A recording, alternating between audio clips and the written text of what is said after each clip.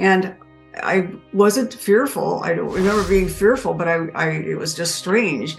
And I saw down below me, I saw my husband and my two sons around what appeared to be a lamppost, and it was raining and they were crying. And I wanted to tell them, no, I'm okay, everything's all right. And they seemed to know that I had died, and I wanted to tell them, no, I'm not dead, I'm fine. And then I got this really peaceful feeling that they were going to be just fine, and then I moved on. And this thought came to me that I had been up to this point very much an atheist. I had, as a child, tried to believe in God and couldn't, and was an agnostic. But my 7-year-old son, Mark, was hit by a car and killed. And at that point, I became very much a non-believer, that no God could kill little children. And I was angry and bitter, and people would try to pacify me by saying it was with Jesus now, and I would back them up, say, your Jesus kills little children, screaming at them. I was so angry and so bitter.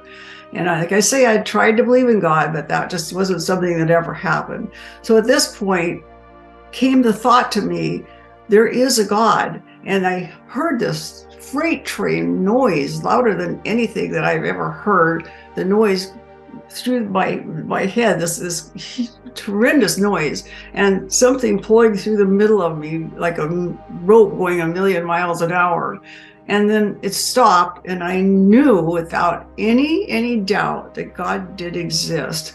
And I can't explain that to you in human terms, how much I knew that, but if I put my hand up in front of me and say, this is my hand, I know that that's my hand, and you're not going to convince me of any other thing, right? So I knew beyond any doubt that God did exist, and I was excited about that. Good evening. Welcome to Earth to the Other Side. My name's John Glasspool, your host. Tonight I have the pleasure of speaking with Kat Dunkel, who had an NDE back in 1967 due to some internal bleeding from a car incident. So we're going to discuss that right now. Welcome to the show, Kat. Thank you so much for being with us. Well, thank you for inviting me, John. A pleasure. So let's get into it. What happened back in 1967? Well, in 1967, I had a lacerated liver that was caused by being hit in the side. I was in surgery, taken into surgery. Back then, they didn't have the diagnostic things that they have nowadays, like CAT scans or MRIs. And so because my blood count was dropping drastically and my blood pressure, they decided they needed to go in and find out why. So I was wheeled into surgery, and I saw the masked faces of the nurses and the surgeons around me, and knew when they put the mask over my face that things should go dark and that I should be out. But that didn't happen. They put the mask over my face, and I could see them, and it did grow dark, but I was awake. I couldn't see anything. It was dark, but I was awake, and I couldn't breathe, and I was struggling to breathe. And it was a horrible, horrible feeling, like you're drowning. I'm being underwater and desperately trying to take in air, and I couldn't breathe. And as I was struggling, I kind of went through that blackness into what appeared to be a cave of some sort. And I didn't feel like I had to breathe anymore. I was still somewhat panicky, but that feeling of having to breathe was going away, and with that, the anxiety. And I wasn't fearful. I don't remember being fearful, but it was just strange. And I saw down below me, I saw my husband and my two sons around what appeared to be a lamppost, and it was raining and they were crying. And I wanted to tell them, no, I'm okay, everything's all right. And they seemed to know that I had died, and I wanted to tell them, no, I'm not dead, I'm fine. And then I got this really peaceful feeling that they were going to be just fine. And then I moved on, and I saw 4 people standing off to the left of me, and they had really concerned looks on their faces. They weren't people that I recognized. I had known people that had died, but they weren't anybody that I recognized. They were in street clothes. They weren't angels or anything of that sort, but these very concerned looks, like we're very afraid for you. And I didn't understand that. And I went by them and continued on down the hallway or cave-like structure, and this thought came to me that I had been up to this point very much an atheist. I had, as a child, tried to believe in God and couldn't, and was an agnostic. But my 7-year-old son, Mark, was hit by a car and killed. And at that point, I became very much a non-believer, that no God could kill little children. And I was angry and bitter, and people would try to pacify me by saying he was with Jesus now, and I would back them up, say, your Jesus kills little children, screaming at them. I was so angry and so bitter. And like I say, I tried to believe in God, but that just wasn't something that ever happened. So at this point came the thought to me, there is a God. And I heard this freight train noise louder than anything that I've ever heard. The noise through my head, this horrendous noise, and something pulling through the middle of me like a rope going 1,000,000 miles an hour. And then it stopped, and I knew without any doubt that God did exist. And I can't explain that to you in human terms, how much I knew that, but if I put my hand up in front of me and say, this is my hand, I know that that's my hand, and you're not going to convince me of any other thing, right? So I knew beyond any doubt that God did exist, and I was excited about that. And then I moved on, and I saw this brilliant light with some kind of structure holding it back. And that same noise came, and the same burning through the middle of me, and it stopped, and I knew that I was headed towards heaven.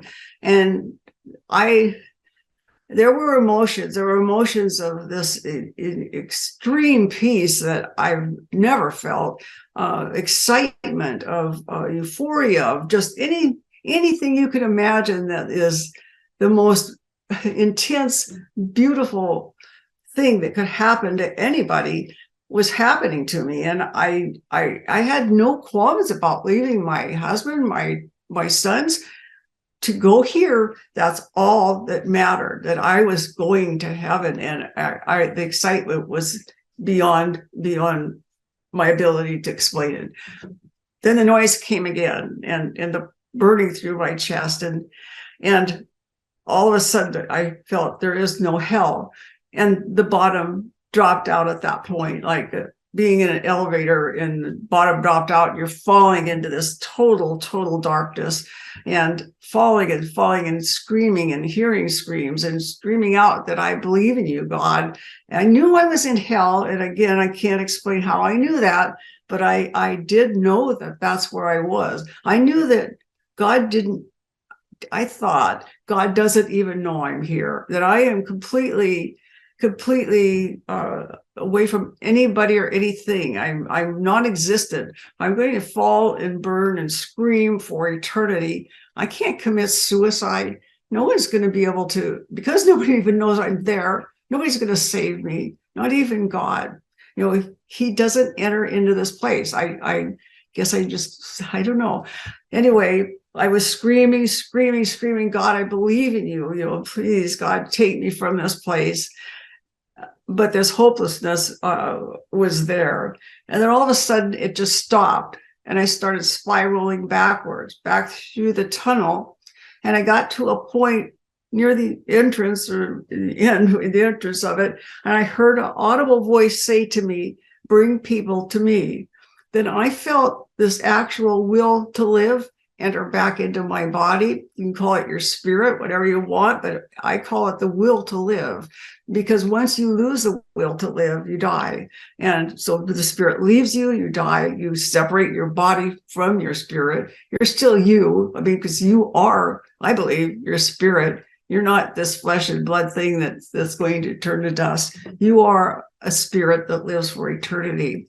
So Anyway, I felt that I heard that audible voice they bring people to me. I felt that will to live enter back into my body, and at that point, I was excited I was going to live. As soon as that happened, that whatever happened to me, I came to in the operating room and was screaming, "There is a God! There is a God!" I died, and then that was what happened. My life that day changed so dramatically that you can't even imagine. That was over 50 years ago, and I have spent every day of my life doing nothing but trying to do what I believe God directed me to do, and that was to bring people to Him. So I speak, I anywhere I can, I stop people on the street. I do feel pain in other people, and the sadness, maybe it's because of the looks on their faces or whatever, but I'm after those people because I know they're hurting, and I have one mission in life, and my family knows it. They too have followed me in my walk with the Lord, and so that's where we're at right now, in a nutshell.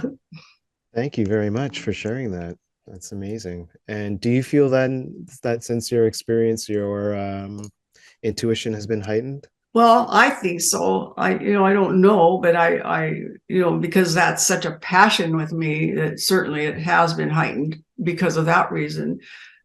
Whether I have a special ability more so than other people, I don't think so. I did have things happen. My life started changing from being in poverty because we went into bankruptcy when my son died. And all the things that happened with the business that we were in. We lost that and went bankrupt. My father dropped dead of a heart attack. The business we were in went bankrupt. And I had this near-death experience all within a matter of 3 months. So we had stuff just piled down on us. Well, after the experience, I went to bed one night and I had a dream about starting a business. I started that business. I only have a high school education. I started Customer Research Incorporated, and you can look it up on the internet. It's a thriving business. It has been for over 50 years. My son runs it now, but in the About section of Customer Research's website is my story of how I started the business. It was in the auto industry, which was a man's business back in the 60s. And I started this business of customer satisfaction, which is a big deal today in the business world, but was not back in the 60s. Nobody wanted to hear whether you were happy or not back then. They wanted to sell you something and then that's it. But we changed that through this business, and now everybody does it, which is a good thing, I think, except they call you on the phone all the time. It's kind of bothersome. So you could blame me for that. But anyway, that happened, and we became wealthy through that, and our lives just dramatically changed, and we knew why. I mean, my husband, myself, my sons, they all know what happened and why, that God was responsible for changing our lives. Overnight, that happened. I mean, I was a different person, completely different person. Why would a loving God then send souls to hell? Yes, I get that question so often. And my answer to that is God does not send anybody to hell. I knew when I was there that I had sent myself there. I had blasphemed God. I hated Him. I didn't want any part of Him. I believe that everybody has the same opportunity that I had during the dying process, that if they don't know God, that there is a time, not when you're dead, not when you're alive, that during the dying process, they have that ability to make their choices. I have to tell you, there is true evil in this world. I mean, and even angels that were in heaven fell from heaven, were evil, Satan himself. So we think, well, nobody would be that evil that they would choose to go to hell. Well, they don't think they're going to go to hell, but their refusal to give in to God is their choice. And there is such evil in the world. Evil cannot exist with goodness. It's not going to happen. And I wouldn't want to be in heaven with a bunch of evil people. I wouldn't want that.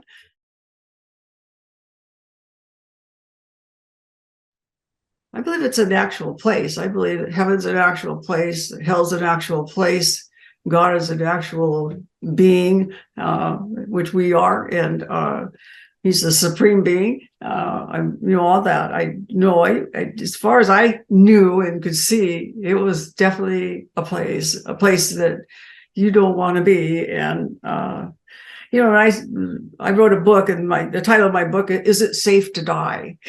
So that's something I think everybody needs to ask themselves. You think if you were to die today, you'd be in a safe place? So. Right.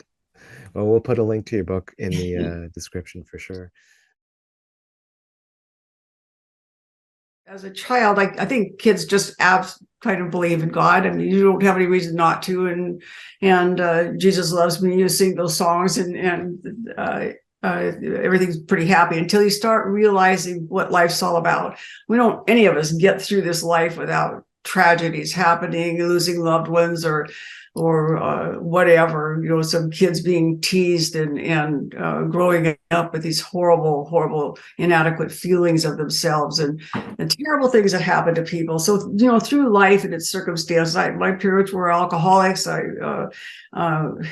just had a terrible childhood, a terrible life, went through all sorts of things. And I was angry. And then I guess I stopped believing in God. Then when my son was killed, I could not believe in a God that would allow that to happen. But God doesn't let those things happen. That's life. I mean, that's what we have in a sinful world, and we're all part of it. And that's what happened. So I was definitely an atheist. I did not believe in God at all. I was angry and bitter, and I was really nasty to anybody that tried to tell me any different. So I knew that God didn't exist, and I was pretty sincere about that and angry. So.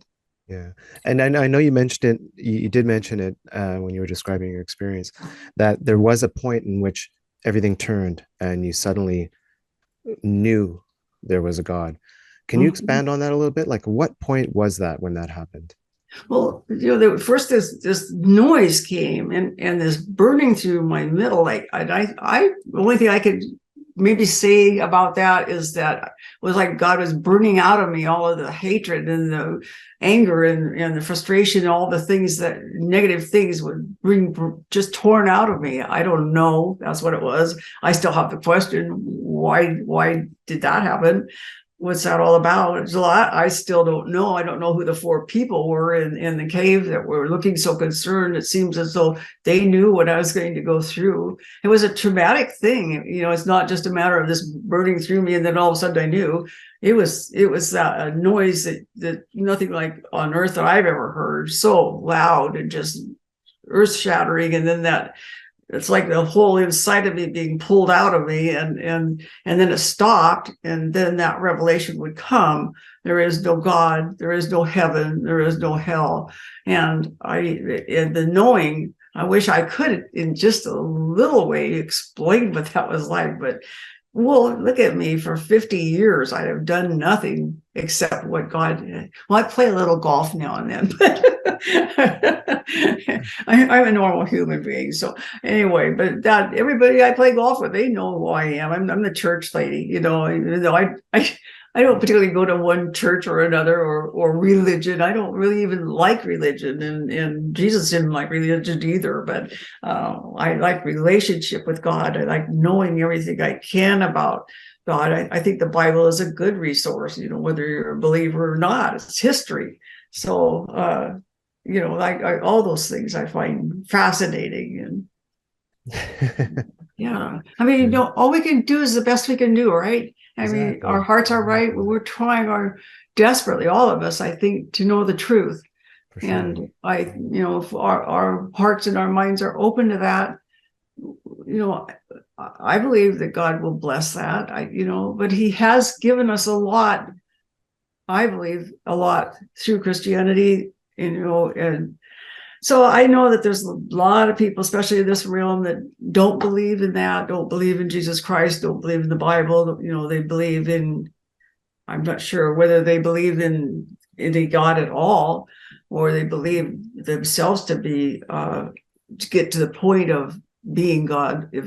I just don't know. So I really don't know enough about it to say anything. When did you write your book?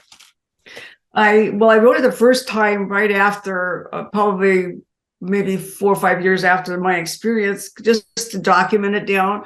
And it was poorly written. I wasn't a writer, so I just finished a year and a half of rewriting it, and with an editor that had the right words to say, and it just came out on Amazon about a month ago, and so it took me over a year to write it. It's always an emotional thing, I think, to go back through all of the details and the feelings, and how did I get through the loss of a son?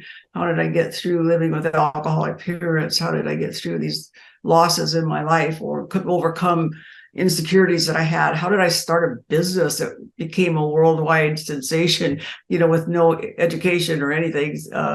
So all of this stuff is in my book, and in detail, and yeah, I would like for the listeners to give it a try.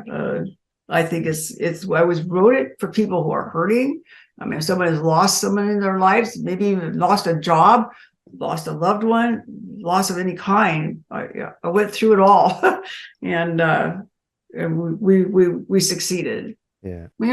God would be a liar if he were to intervene in our circumstances. So it breaks God's heart, I'm sure, for a child to die. Scripture is very clear on how he feels about things of that sort. But I know that in that he would be a liar, because we have free will. We're not a bunch of puppets out here. So we are living in a sinful world, living in a world where bad things are going to happen to good people, and they do a lot. God cannot intervene, or he'd be going against his very word that we are allowed to be who we are. So, and he's not a liar. So he can't. Maybe he could, but he can't.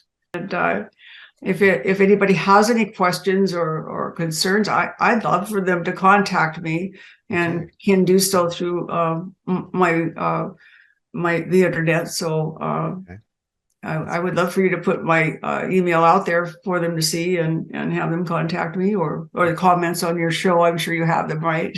Yeah, of course. Yeah, if you can hang around when the show's aired and participate in the comments, that would be really wonderful. Yeah.